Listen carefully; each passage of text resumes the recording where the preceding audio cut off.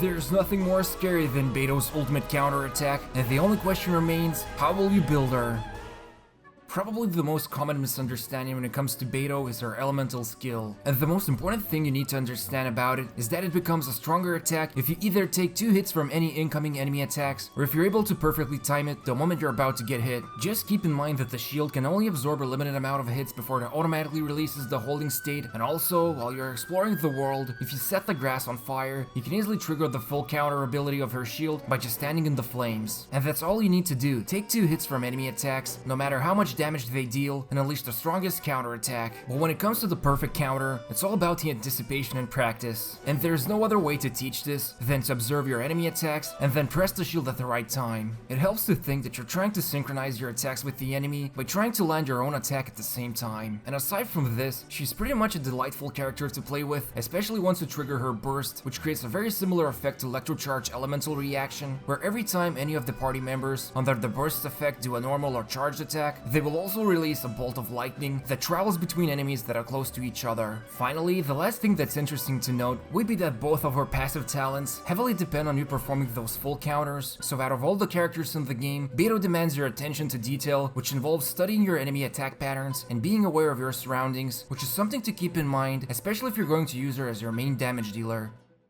If there's one thing Beidou loves more than the taste of cold beer, then it would be a fine set of equipment to utilize her powerful counterattacks. Luckily, if you're going to use her as your main damage dealer, you can always depend on the blacksmith to craft you the trusty prototyper cake, which can carry you through any of the content if you're out of luck with the weapons from the gacha system. But if you're looking to build up her critical rating or damage for those huge numbers, going after Serpent Spine or Blacklift Slasher will help you out in the long run, and if you're just starting out, you can always use the Debate Club of highest refinement until you can get your hands on a very rarity weapon. This of course goes without saying that any of the 5-star claymores you unlock will be insanely good for her. Now if you're going to use Beidou as your support character, Rain Slasher is definitely one of those few very specific weapons you can take advantage of, and then there's always the Sacrificial or Favonius claymores, which can boost your energy recharge for faster burst activations. But for a default and still very much functional weapon, you can't go wrong with Prototype or Cake if you don't have access to any of these other gacha weapons. Moving over to her artifacts, there's a few options you can go for if you're using her as your main damage dealer, and the first one would be the most easiest recommendation of Gladiator's full 4-set bonus, followed by Thundering Fury and Bloodstained Chivalry's mix of 2-set bonuses. The first option will power up your normal attacks, which are crucial for those characters which take upon the burden of main damage dealer, but obtaining the full set bonus with good substats and main stats is a pretty challenging task to do, so you can always rely on the second option of at least getting the 2-set bonuses of Thundering Fury and Bloodstain, which will give you a nice spread of increased damage for both physical and electro attacks. There's also the full Thunder Soother set, which is only recommended if you can get very good substats on the artifacts. And for the actual stats, you only want to consider the Goblet's main stat, which can either be physical or electro damage bonus, with the latter recommended if you have at least 4th constellation unlocked for her. Also, for more artifact builds and weapon evaluations, make sure to follow us on Twitter, link in the description. And this finally brings us to her artifacts when you're using her as a support, and probably the easiest recommendation would be a full set of Noblesse Oblige that more or less gives a lot of value for triggering her burst, but if you're not able to get good artifact pieces of this set, you can instead go for the 2-set bonuses of Thundering and Gladiators, which gives a nice boost to her support damage, or you can also instead opt in for 2-set bonuses of Noblesse and Thundering as well. And for the main stats, biggest consideration should be the Sands artifact, which depends on how much energy recharge you have with her, and going with the main stat to boost it instead of using regular attack percentage could be a better choice. And before we forget, the final thing to prioritize would be her talents, which goes without saying. If you use her as your main damage dealer, obviously focus on her normal attack, and if she's only there to support, you definitely want to level up her burst as much as possible. So in essence, there's not that much difference between the two roles Beidou can be fitted in, and without the usual boosting of her normal attacks through talents and gladiators set, you pretty much want to build her critical rating, damage, and if possible energy recharge so she can trigger her bursts more often, but then also deliver devastating counterattacks.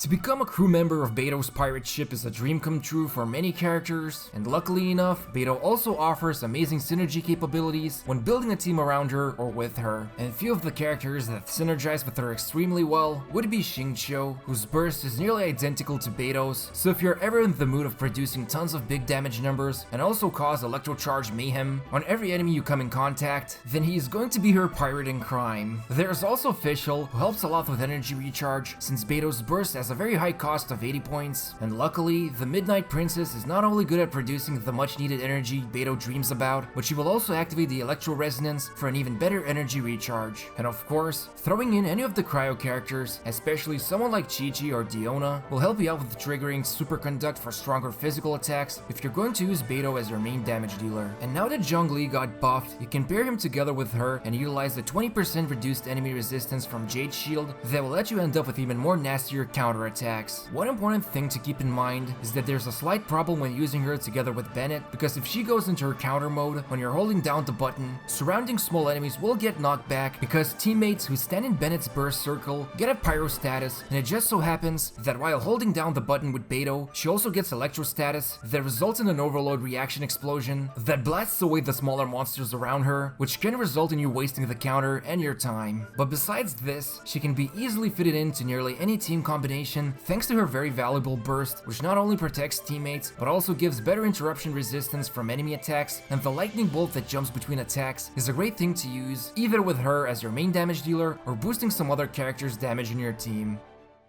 While pirates are known for robbing people, Beidou is surprisingly good at stealing your heart instead, with her charming playstyle and awesome ability to counter enemy attacks. It truly feels rewarding to produce those perfect counters, and it's a rare thing to experience where you get a rush of dopamine just when you see the screen darken to let you know that you achieved the perfect counter. She is also surprisingly good as your main damage dealer, although it does take a bit more resources to get her up on the same level compared to someone like Razor, who naturally has better Ascension stat, which goes into physical damage rather than electro damage bonus that Beidou has. But that's where the comparison ends, because she has a completely different playstyle compared to the lonely wolf boy. Overall, Beidou is definitely a very interesting character to play with, and thanks to her absurdly powerful counter, she can deal pretty insane damage just by quickly reacting to enemy attacks that also ends up as something that feels extremely rewarding to pull off, even after doing it for hundreds of times. And thanks to the way she was designed, you can pretty much build her either as your main damage dealer or support, with the only difference being few of the artifacts that you need to switch between, not counting the talents you would need to invest in. However, one thing that definitely brings her down would be the same counter that's highly praised, and the main problem with it is that both of the talents rely on you pulling it off correctly, which not only punishes you for making mistakes, but it's also something that's going to be learned differently by all sorts of players, and it might be a problem for casual players who simply don't want to spend their time learning how to do perfect counters or keep track of the enemy movements. Still, without taking into account this minor risk-reward problem, she can easily boost your team's performance by simply relying on her burst instead that can be utilized without too much effort, not to mention her unique combined nature of physical claymore and electro abilities make her into a very useful companion for the Spiral Abyss. And besides, it's only a matter of time before everyone submits and becomes a crew member of Beidou's gang.